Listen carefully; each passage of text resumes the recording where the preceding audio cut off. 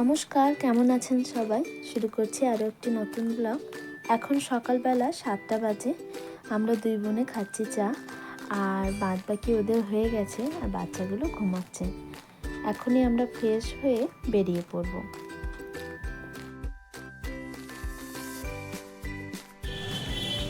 আজ second day, সকালবেলায় এখন বাজে 10টা। আমরা রেডি হয়ে গেছি বাবা মহাকাল মহারাজকে দেখবো বলে। চলুন তাহলে যাওয়া যাক। আমরা ফ্রেশ হয়ে নিচে নেমে দুজনে ওয়েট করছিলাম বাকিদের জন্য। তো আমরা যেখানে হোটেলটা নিয়েছি সেখান থেকে মহাকাল মন্দির 10 মিনিটের রাস্তা। তো আমরা ভেবেছি সবাই হেঁটে হেঁটেই যাব। সকাল দিকে এদিকে বেশ ঠান্ডা ছিল। সবাই মিলে যাচ্ছি বাবা মহাকালের উদ্দেশ্যে। চলুন তাহলে যাওয়া যাক। আর আমার ভিডিওতে আপনারা অবশ্যই লাইক কমেন্ট সাবস্ক্রাইব করে দেবেন যারা নতুন দেখছেন। মন্দির যাওয়ার রাস্তাগুলোতে এত সুন্দর সুন্দর জিনিস বিক্রি করছে, ওগুলো থেকে চোখ ফেরানো যায় না। তার মধ্যে আমার পছন্দ হয়েছে এক ধরনের মঙ্গলসূত্র। ভগবানকে দর্শন করে আসার পর ওগুলো একবার দেখবো।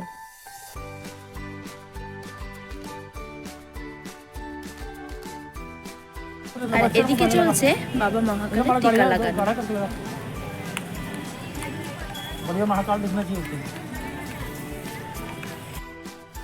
বাবা মহাকালের টিকাগুলো লাগানোর পর সবার মুখগুলো চেঞ্জ হয়ে গেল। দেখুন, বাবার মন্দিরে যাওয়ার রাস্তাতেই পড়বে বড় গণেশ টেম্পল। তো এটা আমরা মন্দির থেকে ফিরে এসেই দেখব। রিলসে দেখেছিলাম এখানে একটা বিরাট বড় গণেশ আছে।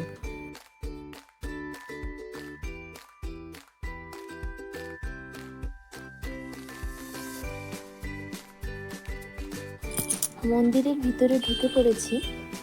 তো এখান থেকে এখনো 5 মিনিট তো বটেই, অনেকটা দূরে ভগবান আছেন। আর ভগবান যেহেতু একদম বলতে গেলে পাতালেই আছেন, তো এখানকার যাত্রাটা একটা অন্যরকম। এই যে লাইন লেগেছে, দেখা যাক কখন বাবার দর্শন হবে।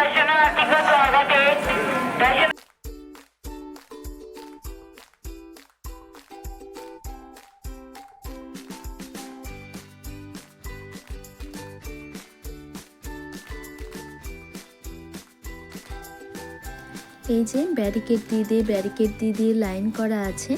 এই লাইন করে যাচ্ছি উপর দিকে, কিন্তু ভগবান কিন্তু উপরে নেই। আবার উপর থেকে নিচে যাব, ধীরে ধীরে নিচে ভগবানের মন্দির আছে।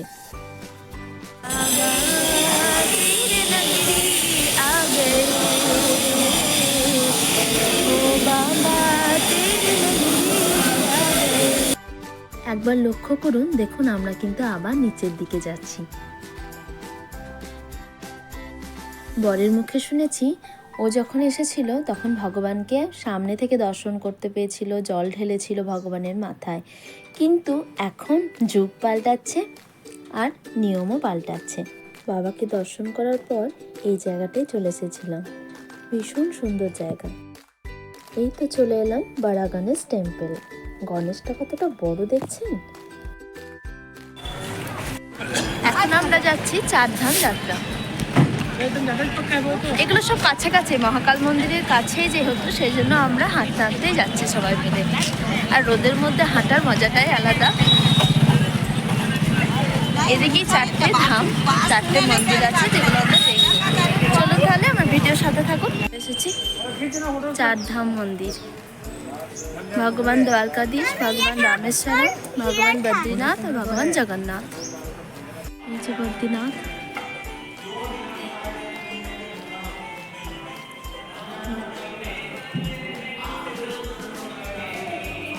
মা দুর্गा, राम दरबार, हनुमान जी, जगन्नाथ महाप्रभु। जय जगन्नाथ बलराम बलभद्र भगवान सुभद्रा मैया की जय। 4 ধাম মন্দিরের ভিতরে একটা গুহার মধ্যে শ্রীকৃষ্ণের লীলাগুলো দেখানো হয়েছে। এগুলো আমি আগেও দেখেছি, কিন্তু বাচ্চারা ভীষণ জিদ করছিল, তাই ওদেরকে নিয়ে আমি ঢুকলাম এখানে।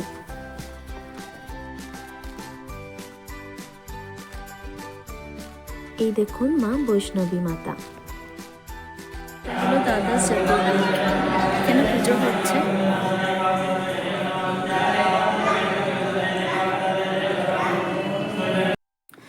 ছোটবেলায় মায়ের সাথে মেলায় গেলেই এই মেহেন্দিগুলো লাগাতাম। হঠাৎ করে এখানে এই মেহেন্দিগুলো দেখে দিদি আর আমি জিদ ধরে বসলাম, আমরা এটা লাগাবোই। বেড়াতে এসে বাচ্চা দুটোর আনন্দে আর ধরছে না। হঠাৎ করে রাস্তায় দেখছি গণপতি মহারাজ যাচ্ছেন।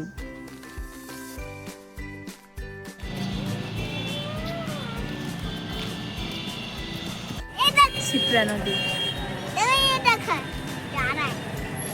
কি সুন্দর লাগছে দেখুন এই ফুলগুলো, অসাধারণ লাগছে দূর থেকে। ওখানে ওই ফুলগুলো এতটাই সুন্দর লাগছে, আমি একটা টুক করে মাথায় গুজে নিয়েছি। কেমন লাগছে আমাকে কমেন্টেই জানাবেন।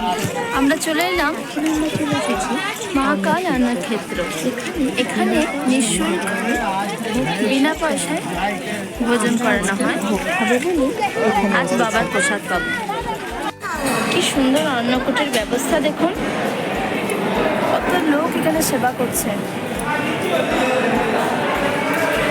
এত সুন্দর ব্যবস্থা।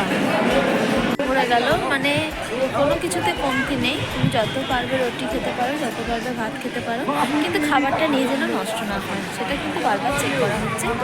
আর খুবই সুন্দর অন্নকূটের ব্যবস্থা, খুব ভালো লাগলো। তোমরা কেউ যদি উজ্জয়ন আসো তাহলে এখানে অবশ্যই ভোগ গ্রহণ করো, খুবই সুন্দর ব্যবস্থা। রুটি দিচ্ছে, পুরিও দিচ্ছে দুটো, ভাতও দিচ্ছে অল্প, আর পাতাকপি সবজি, ডাল আর ক্ষীর, খুব সুন্দর ব্যবস্থা। সবার খাওয়া দাওয়া কমপ্লিট, এবার আমরা হোটেলে যাবো।